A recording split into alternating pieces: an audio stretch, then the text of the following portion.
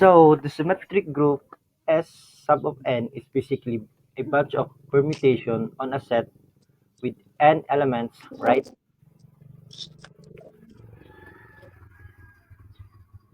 Yeah, that's correct.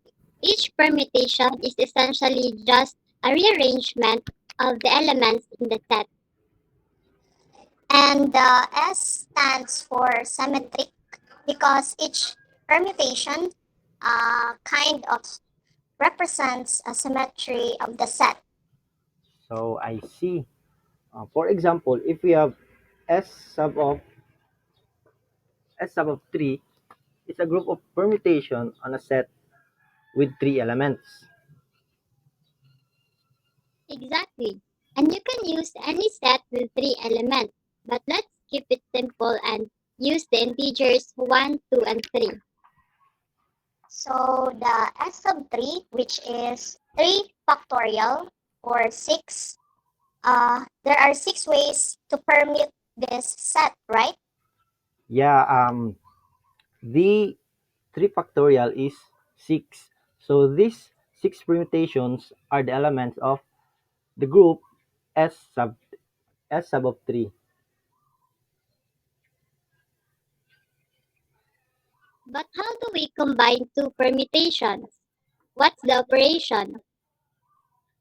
Well, a permutation acts like a function, right? It's a bijection from the set to itself. Right? So the operation is just a function composition. Ah, got it. So if we want to multiply two permutations, say, and we just compose them. Exactly. So we write them as bijections, F and G, and then we compose F and G. And the result is another permutation, like the trivial one that leaves everything unchanged.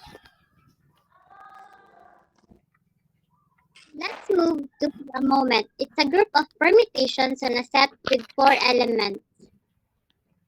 And don't confuse that the order of an element, which means something different.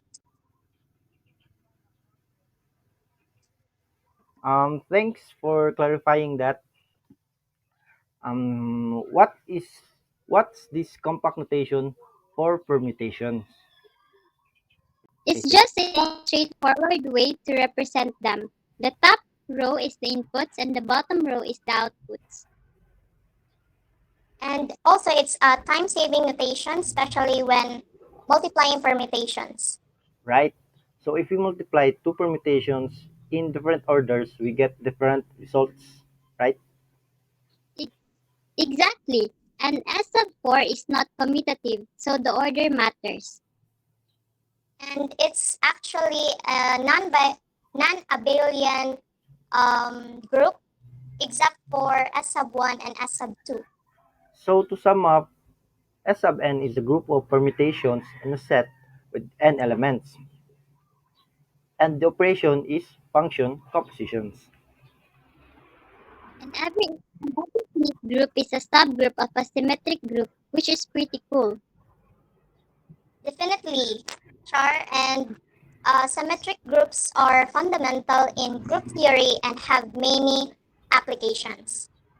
So thanks for breaking it down, guys. Group theory can be pretty complex, but this really helps understand the basics.